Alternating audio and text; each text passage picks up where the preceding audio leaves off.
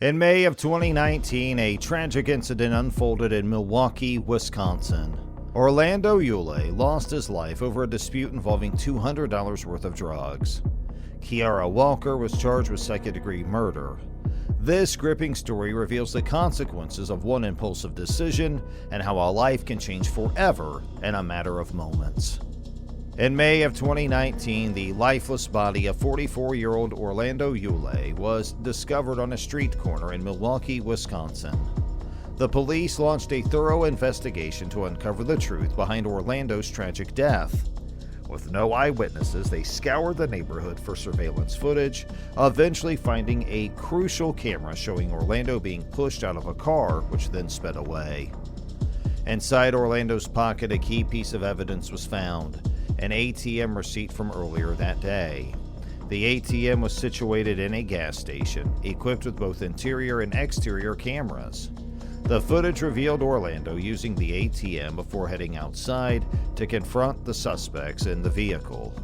The police knew they had to locate the vehicle connected to the incident. But before they could search, they received a tip about a suspicious gray car parked in an unfamiliar garage.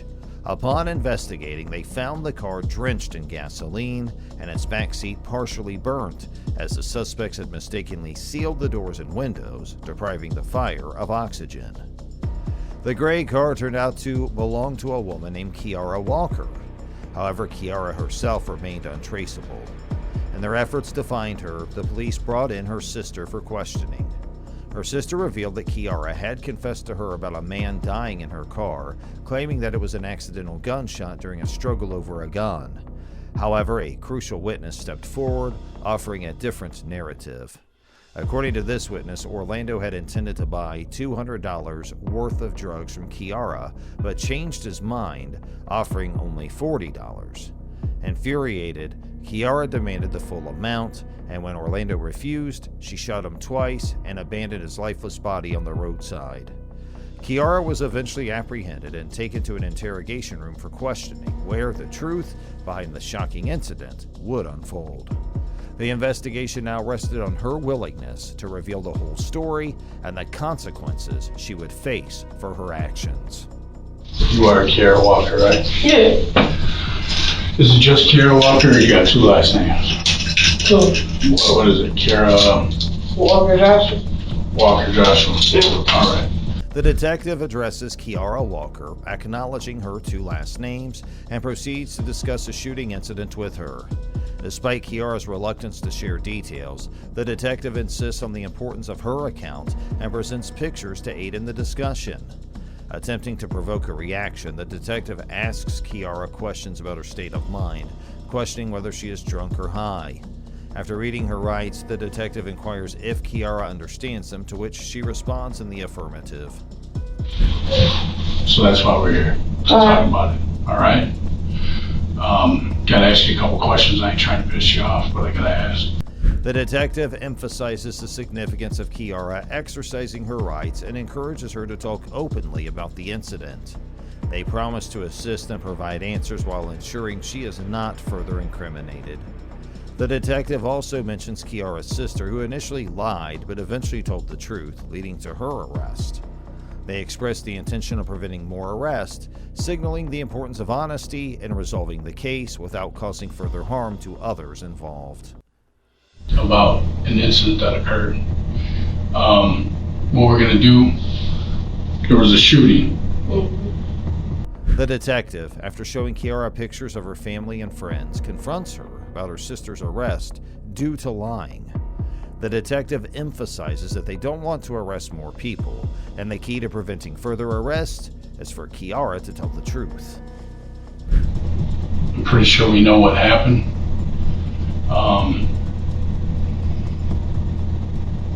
Let me tell you something, there's a difference. Curious about what led to her sister's arrest, the detective asks Kiara what her sister did, and Kiara admits that she lied about the incident. The detective proceeds to discuss the shooting that occurred on Wednesday, May 8th at 8:40 on 707 South 25th Street at 25th and Pierce. The detective explains the significance of discerning whether the shooting was intentional or accidental, highlighting the difference in legal consequences. Kiara is urged to understand the importance of telling her side of the story truthfully. The detective empowers Kiara to speak her truth and ensures her that doing so can make a significant difference in the outcome. The emphasis is placed on the necessity of honesty resolving the case and avoiding further legal repercussions for others involved. Recognize the car that's at the pump there? There's 3 different cars right there. The gray Pontiac G6 with a plate of AEB 9421. That's your car, the car that you drive. Yeah, I don't try that car being known, but okay. Okay. So he recognizes you. You recognize that car? Old car. Yeah, old car when? A minute. A minute? Yeah. Yeah? Yeah. Like, how long? The detective observes a car at the pump and questions the individual, asking if they recognize the vehicle. There appear to be 2 cars present, and the detective mentions the license plate number, identifying it as the individual's car. However, the person seems unsure about it. The detective inquires about the car's recent usage, asking if it was stolen this morning, to which the person confirms. The conversation revolves around the recognition of the car, its ownership, and the presence of a person named Karen associated with it. The detective seems to be trying to establish connections and gather information about the car's involvement in the incident being investigated. Kiara is then shown a picture of Orlando, and she immediately denies knowing him. When asked about Willie B. and Karen, she hesitates but eventually acknowledges their presence. Don't know? This is the guy that got shot right here. Because he got shot, Willie B. and Karen got arrested. Kiara seems uncomfortable discussing certain details and tries to distance herself from the incident, claiming she was at the house. I'm sure TT's going to get arrested because she's going to initially lie for you. And that's why Mama's going to get arrested because she's going to initially lie for you. Oh, man, this. You already told them. After talking to Willie B. and Karen, the detectives focused their efforts on finding Kiara. They eventually located her and attempted to get her to talk about the incident. However, Kiara remained silent and did not reply to their questions. The detectives knew that people close to Kiara, like her girlfriend and sister, might initially lie to protect her. In the case of her sister, they observed how she struggled to keep the story consistent, hinting that Kiara had shared some information with her. They acknowledged that Kiara's sister had no prior experience with law enforcement and probably felt pressured under the circumstances. To tell her something. And the story that you told her lines up with Willie B. and Karen's story that they told us. Now, the car, we're going to find the car, unless you drove into Lake Michigan or whatever, but we're going to find the car. And we're going to find out that you didn't sell it a minute ago. The detectives emphasized their intention to find the truth, not to target Kiara unfairly. They explained that they would collect evidence from various sources, including phone records, to piece together the events that took place. They were clear that their role was to record the facts and present them to the district attorney's office for further action. In their pursuit of the truth, the detectives mentioned all the individuals involved in the case. They referenced Willie B., Karen, Ashley, Mama, and Chi-Chi. By including everyone in the discussion, they aimed to show Kiara that they were taking a comprehensive approach and considering all perspectives. All I'm here for is the truth. If the truth is that you're a cold-blooded killer that's out there killing people, then that's the truth. If the truth is... Despite the detectives' efforts to reassure Kiara that they were not going to get her, she remained silent throughout the conversation. Her refusal to respond to their questions made it challenging for them to understand her side of the story fully. The detectives knew that without Kiara's cooperation, their investigation might face obstacles. However, they remained committed to uncovering the truth, whether it implicated her as a cold-blooded killer or revealed a different version of events. Their main goal was to serve justice and bring closure to the case, and considering the statements and testimonies of everyone involved, including Kiara's own account. So how you gonna take me out? I'm sorry? What's the question? You just asked me how I know that. How you know what? That she got booked before you did? Maybe you got booked before she did. But we talked to her. But we talked to her before you. How long you been in that cell? Kiara remained silent, contemplating the weight of the situation she found herself in. Her friend Karen was already in jail, and she couldn't help but wonder why Karen had given her statement before her. The detective tried to urge Kiara to cooperate, emphasizing that she needed to look out for herself and not rely on others to protect her. He explained that the pieces of the puzzle were coming together and they needed her account to determine the truth. Kieran, it doesn't get much. I mean, normally we have to work a lot harder to figure out what happened to somebody. This one just kind of, boom, fell into our lap. I ain't even gonna lie, this ain't even good police work. This some shit that just stumbled and dropped right on our lap. Kiara listened attentively to the detective's words, still unsure of how to proceed. She knew she was facing a critical decision that could have life-altering consequences. The detective stressed that he wasn't trying to manipulate her or put words in her mouth, but he wanted her to hear her perspective directly. The detective mentioned how this case had fallen into their hands like a surprise gift, but the truth remained elusive. He understood that people might be lying to protect her, which only complicated matters further. If she could share her genuine account and it aligned with the other evidence, they could piece together the truth. The detective urged Kiara not to underestimate the seriousness of the situation. In cases like this, the authorities usually assume the worst-case scenario, seeing cold-blooded killers who attempted to deceive them. Kiara had the power to reveal what truly happened, which could significantly impact the course of the investigation. However, Kiara remained hesitant, aware of the potential consequences of her words.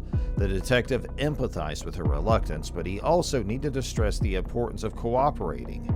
He couldn't disclose what Karen or others had said because that might influence Kiara's response. He wanted her version of events to stand on its own, devoid of any outside influence. Kiara's silence was making the detective's job challenging. He assured her that she would have the opportunity to explain her side of the story when she got to county, but he emphasized that waiting until then might not be in her best interest, as it would not change the facts already gathered. As the conversation continued, the pressure on Kiara mounted. The detective was trying to be patient yet firm, hoping that his words would resonate with her and encourage her to open up. Ultimately, he knew that only Kiara could provide the missing pieces to solve the puzzle of this mysterious, troubling incident. Trying to kill people. When can I make a phone call? When you get to county. I can't make one now? No. Why? Because we don't allow people to make phone calls from here. You can do it at county when you get to county. We don't have phones here. You got a phone? Mm-hmm. Why can't I make a call on your phone? Because it's my phone. Kiara expressed her concern about making a phone call, wanting to know when she could do so. The detective explained that they couldn't allow people in their custody to make calls, and she would have the opportunity to make a call once they got to the county. Kiara wasn't convinced and asked why they couldn't make calls at the moment. The detective responded that it was standard procedure and reiterated that she could make the call when she reached the county. Kiara persisted, asking if anyone had a phone. The detective confirmed that they did have phones, but they were reserved for official use, not for detainees. Kiara tried to point out that her future was at stake too, just like the detective's future. Frustrated, Kiara asked, "What the hell is my phone call?" She seemed adamant about wanting to make a call. The detective reiterated that they couldn't allow her to make calls while in their custody and questioned who she would be trying to call. Kiara revealed that she wanted to call her daughter, who was 6 years old. The detective inquired about the daughter's whereabouts, and Kiara admitted that she didn't know.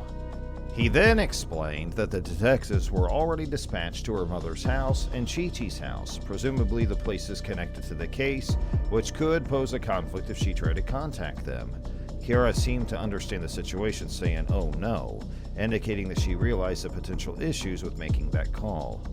Despite her desire to reach out to her daughter, she recognized the complications it might cause and the need to avoid any interference with the ongoing investigation. Do something like that, we'll figure out how your daughter's doing. But you gotta tell me where your daughter's at. I mean, I can't. I don't know. She was with me when I got picked up. I don't know where she is. Oh, so she's with your girlfriend? I don't know.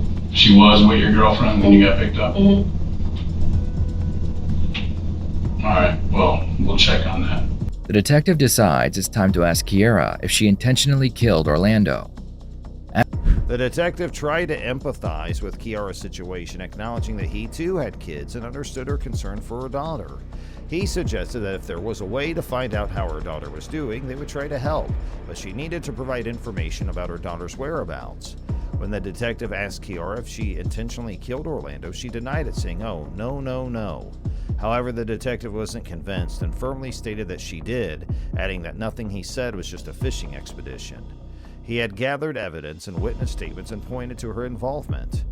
The detective informed Kiara that he had multiple people corroborating the events, including her sister, who said Kiara had told her what happened. And did anything I say to you sound like it was bullshit? Like I'm out there fishing? Huh? I'm not fishing. He emphasized he wasn't out to get her, he just wanted to know the truth. He stressed the importance of differentiating between an intentional act and an accident, as it made a significant difference in the legal consequences. He assured her that the investigation wasn't personal to him or the police department. It was about seeking the truth and determining the intent behind the incident. The detective wanted to understand the situation fully to ensure that justice was served fairly and accurately.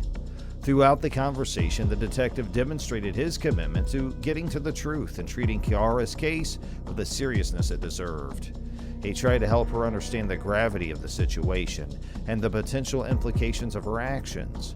By showing empathy and stressing the importance of honesty, the detective aimed to create an environment where Kiara would feel compelled to tell the truth about what happened to Orlando. The detective maintained his composed yet firm demeanor, giving Kiara the space to come clean while reiterating the evidence against her. He wanted her to grasp the gravity of the situation, to see the truth that was the only way forward. Kiara seemed torn, emotions playing across her face. The weight of the evidence presented by the detective seemed to sink in, and she struggled to find words. Her denial began to waver, and the detective sensed an internal conflict. "I didn't mean to. It wasn't supposed to happen like that," Kiara finally admitted, her voice shaking. Her initial facade of denial was giving way to the truth. The detective seized this moment, knowing it was crucial for a breakthrough in the case. "Tell me what happened, Kiara," he implored, gently, understanding that getting the whole story might be the key to understanding her motivations and intent. Kiara took a deep breath, her eyes welling up with tears. She recounted the events of that fateful day, how Orlando had entered her car with the intention of buying drugs. She revealed her anger when he changed the deal, demanding more money than he initially agreed upon. In the narrative she provided, it was evident that the situation escalated quickly. As emotions flared, she reached for her gun, not intending to use it, but to intimidate Orlando the compliance. A struggle ensued, and the gun went off accidentally, striking Orlando fatally. The detective listened carefully, recognizing the complexity of human emotions and actions. It was a tragic incident, born out of anger and desperation, rather than premeditated malice.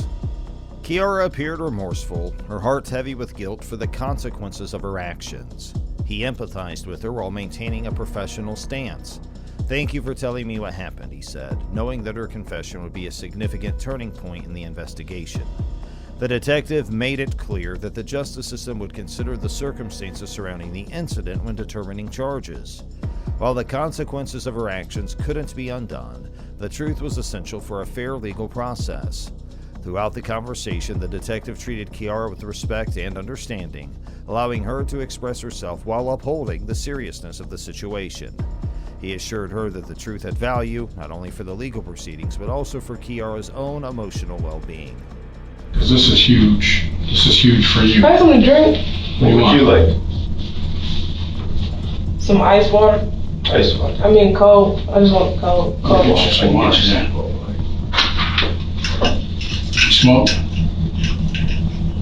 Cigarettes? Mm-hmm. I know you smoke other things, but you smoke cigarettes? Mm-hmm. You want a cigarette? Mm-hmm. One condition, I got the asthma. Do me a favor and breathe out, please, or blow up for me. Alright.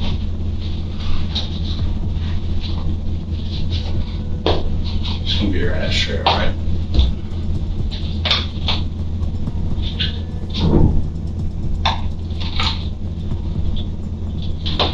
During the interrogation, Kiara asked for a cigarette and a cold drink, which the detective accommodated. He handed her a cigarette and some ice water, making sure she understood the condition that the ashtray would be provided. Kiara appreciated the gesture and took a moment to smoke and drink. The detective noticed that Kiara seemed experienced with smoking, but he also learned that she had quit smoking cigars. He engaged in a casual conversation about smoking, trying to create a more comfortable atmosphere during the interview.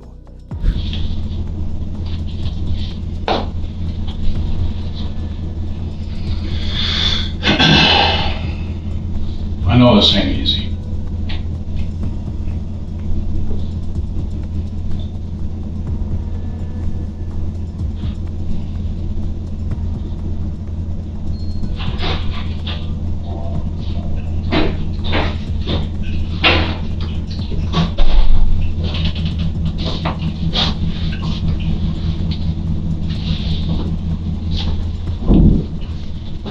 Kiara's request for a lawyer came up when the detective mentioned that they had pictures related to the case.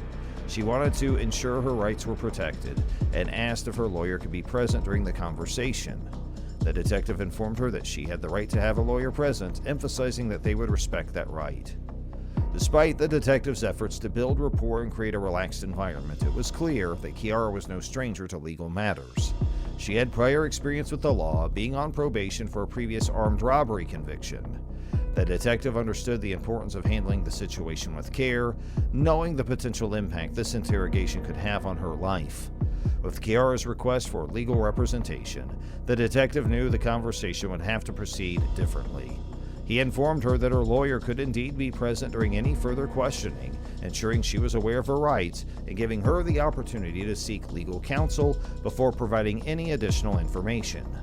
The detective remained respectful and professional throughout the interaction, understanding the significance of the circumstances for Kiara. He wanted to ensure that the conversation adhered to legal protocols while still trying to obtain any relevant information for the investigation. No.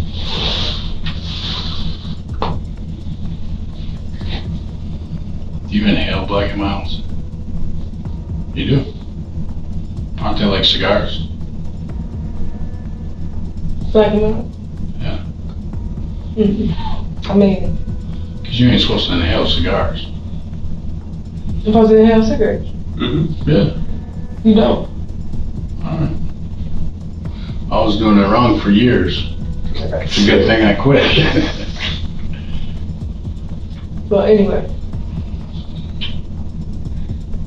Okay. Y'all asked me about all these pictures. Like, I see these pictures again. I mean, I'm keeping them hostage or something. I can't see them. Anyone in particular you want to see? My sister. She's good. My sister. You want to see Mama? My mama good. Mama. TT? She good too. She good. Honey. She good. Yourself? Okay, this is my question. Yeah. This is my own. Am I getting charged with anything? Yeah. Okay, so. By honoring Kiara's request for a lawyer and providing her with a chance to seek legal representation, the detective demonstrated a commitment to upholding her rights and ensuring a fair process. This approach was crucial in maintaining the integrity of the investigation and ensuring that Kiara's rights were protected throughout the entire legal procedure. Detective Fritz and friendly? Mm-hmm. Friendly? Just like friendly. Okay. So when they gonna send me to the district? I mean, county? Yeah. Couple days. Couple days? Yeah. Mm-hmm. Why a couple days if I'm already being charged? It's just the way it works. I don't know, we don't make those rules. Oh, so when I go back up there, they don't come get me? I mean, when I go back up there, that's... Kiara asked for the names of the detectives she was talking to, and they introduced themselves as Detective Fraley and Second Officer Chris. She wanted to know when she would be sent to the district, and they informed her that it would likely be within a couple of days, as they had to complete the necessary paperwork and procedures. The detectives explained that they would have to obtain a search warrant for her DNA and her phone as part of the ongoing investigation. Kiara expressed her frustration, stating that she could provide her DNA right away if needed. They clarified that the proper legal process required a search warrant to access the phone. Can't y'all go to the store and get the phone? Go to the store and get the phone? Yeah. What do you mean by that? I don't want a phone from the store. I want your phone. In order to get into it, we need to write a search warrant for it. See, another thing that we're gonna have to write search warrants for are houses. Kiara's concern about her family members' houses being searched also arose, and the detectives explained that until they located the car involved in the incident, they would need to execute search warrants for all relevant locations. They assured her that whatever they found during the searches would be used accordingly in the investigation. As the interview continued, the detectives informed Kiara that they would let her finish smoking her cigarette, then they would take her down for the central booking. They provided her with an option to change her mind and talk to them if she wished to do so, emphasizing that they were open to listening to her side of the story. They assured her that she could communicate with the detectives by letting the jailer know if she wanted to talk further. Kiara was informed that she couldn't make any calls at the moment due to the ongoing investigation, which required maintaining the integrity of the case. The detectives wanted to ensure that no information would be compromised during the process. You got a car? Talk to the detective. It's Detective Fraley. Man, I ain't gonna, man, your car is better. You said. All you gotta do is when you're upstairs, They know who came and got ask you. to speak with the detectives that just came and talked to you. So when you're Go back up and talk back, to when me. you're down there and you decide. So y'all gonna take me down to Central Book? Yeah, it's upstairs. That's where we just got you from. got from. Kiara insisted on making a phone call to check on her daughter, expressing her concern about her well-being. However, the detectives reminded her they couldn't allow her to make any calls during the ongoing investigation. Despite this, she continued to express her worries about her daughter and the car involved in the incident. The detectives reiterated that if she changed her mind and wanted to talk to them further or have someone else present, she could let the jailer know. They assured her that they were willing to work with her and gather all the necessary information for a fair and accurate investigation. After some time, the detective decided to leave the room briefly, giving Kiara some space. During the detective's absence, Kiara kept talking to herself, contemplating her options. She mentioned the possibility of getting rid of the car in Lake Michigan and wondered if she could ask for her daughter. After some time, the detective returned to the room and informed Kiara that she would be taken to county jail in handcuffs. Kiara seemed to be in distress, questioning them. She appeared to be trying to justify her actions and behavior, possibly due to stress or nerves. As the detective escorted her out of the room in handcuffs, Kiara made some remarks about needing water and wanting to talk to someone later. She seemed to be contemplating her choices and the consequences she was facing. In the end, Kiara decided to take a plea deal, pleading guilty to second-degree murder. This decision resulted in her receiving a 16-year prison sentence. Despite the circumstances, the detective emphasized that the power to make things better lay in Kiara's hands. The detective's role was to gather the truth, and Kiara's choices and honesty played a significant role in the outcome of the case. If you found this story impactful, remember to like, share, and subscribe for more content, and thanks for watching.